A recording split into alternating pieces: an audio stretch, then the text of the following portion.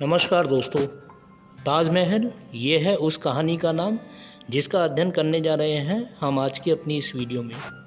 दोस्तों, ये कहानी मैंने अपनी प्राथमिक शिक्षा के दौरान चौथी कक्षा में बाल भारती नामक पाठ्य पुस्तक में पढ़ी थी और इसी कहानी को आज मैं इस वीडियो के जरिए उन लोगों तक पहुंचा रहा हूं जो याद करते हैं अपनी पुरानी बाल भारती किताबों को। तो चलिए बढ़ते हैं आगे और पढ़ते हैं इस कहानी को शुरू से लेकर अंत तक। मदन और कमला अपने मामा जी के साथ ताजमहल देखने आगरा जा रहे थे। ताजमहल का नाम और उसकी प्रशंसा वे बहुत बार सुन चुके थे।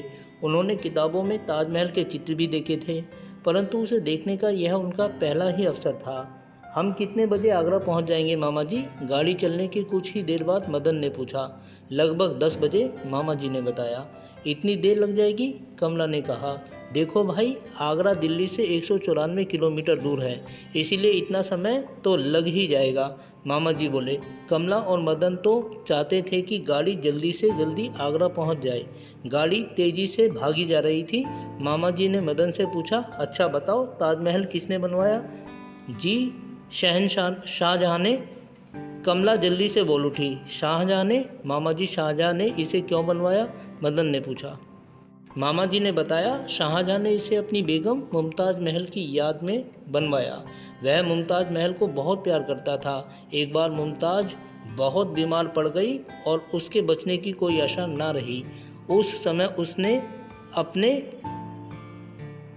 दोस्तों, ये खूबसूरत सी तस्वीर आप देख सकते हैं जिसमें शाहजहां को अपनी मृत्यु शैया पर लेटी हुई बेगम मुमताज़ महल के साथ दिखाया गया है। पति ने कहा, मेरे मरने पर आप ऐसा मकबरा बनवाएं जिसके समान संसार में और कोई ना हो। शाहजहां ने उसे वचन दे दिया। यही है वह मकबरा जिसे शाहजहां ने अपनी बेगम की यादगार में बनवाया था। बातों में समय जल्दी ही बीत गया। गाड़ी आगरा पहुंच गई। वे जल्दी जल्दी स्टेशन से बाहर निकले और ताजमहल जाने वाली बस में जा बैठे। रास्ते में कुछ दूर यही ताजमहल का गुंबद दिखाई देने लगा तो बच्चे खुशी से चिल्ला उठे, आहा, वह रहा ताजमहल। बस से उतरकर जब वे लाल पत्थर से बने दरवाजे के पास पहुंचे तो उसे देखकर चकित रह गए। इतना विशाल दरवाज़ा उन्होंने पहले कभी नहीं देखा था। भैया देखो, सामने देखो, कितनी भीड़ है। चलिए मामा जी, चलें, कमला ने जल्दी मचाते हुए कहा। दोस्तों, ताजमहल की ये एक छोटी सी प्यारी सी खूबसूरत सी तस्वीर जिसे इस अध्याय में दिया गया है। अंदर घुसते ही ताजमहल पर बच्चों की निगाह पड़ी तो वे दंग रह गए। वे कुछ क्षणों तक चकित होकर उसे देखते रहे। सामने एक छोटी सी नहर थी जिसमें फव्वारे चल रहे थे। नहर के दाएं बाएं हरे हरे वृक्षों की पंक्तियां थीं। जगह जगह क्यारियों में रंग बिरंगे फूल लगे हुए थे। चारों ओर हरियाली ही हरियाली थी। नहर के दोनों ओर के पक्के मार्गों पर बहुत से लोग आ जा रहे थे।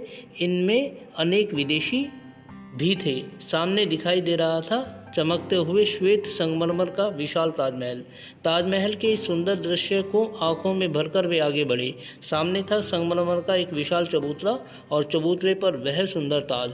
चबूतरे के चारों कोनों पर ऊंची ऊंची मीनारें थीं। मामा जी ने बच्चों को बताया कि मीनारों पर ऊपर चढ़ने के लिए सीढ़ियां बनी हैं।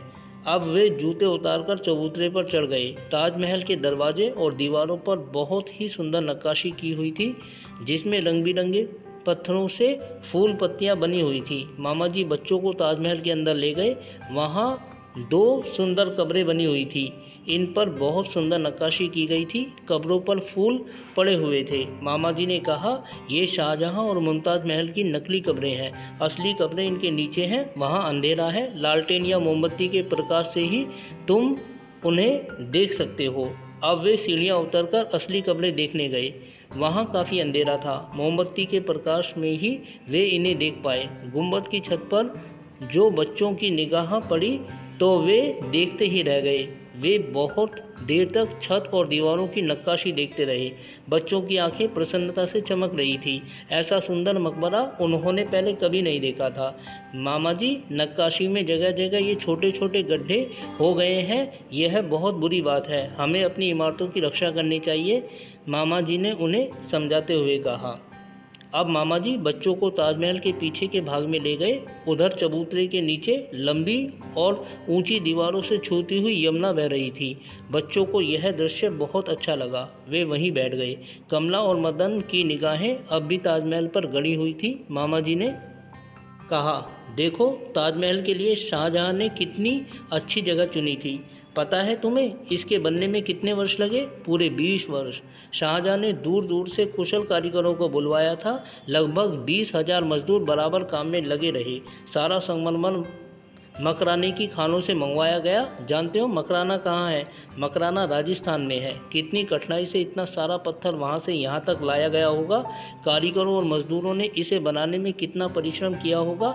उस समय के कारीगर कितने कुशल थे। शाहजहां ने इसके लिए रुपया खर्च करने में कोई कमी नहीं की। इस पर कई करोड़ रुपया खर्च हुआ, तब जाकर यह सुंदर मकबरा तैयार हुआ। यद्यपि इसे बने 300 वर्ष से भी ऊपर हो चुके हैं, पर लगता है ऐसा मानो आज ही बना हो। बच्चे बड़े ध्यान से मामा जी की बातें सुन रहे थे। मामा जी ने उठते हुए कहा, चलो धूप तेज हो गई है, हम फिर कभी इसे देखने आएंगे, पर आएंगे पूर्णिमा को। चांदनी रात में इसे देखने का मज़ा कुछ और ही है। एक और पूर्णिमा का चांद और चारों ओर छिटकी चांदनी, दूसरी ओर धीरे धीरे बहती यमुना और इनके बीच खड़ा चमकता हुआ सुंदर ताजमहल। बस यह दृश्य चांदनी रात में देखते ही बनता है।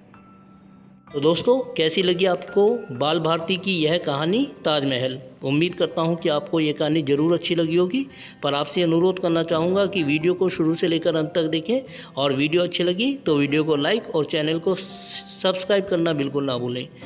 मिलते हैं जल्दी ही ऐसी ही किसी दूसरी वीडियो के माध्यम से। तब तक के लिए अपना ध्यान रखें और सुरक्षित रहें।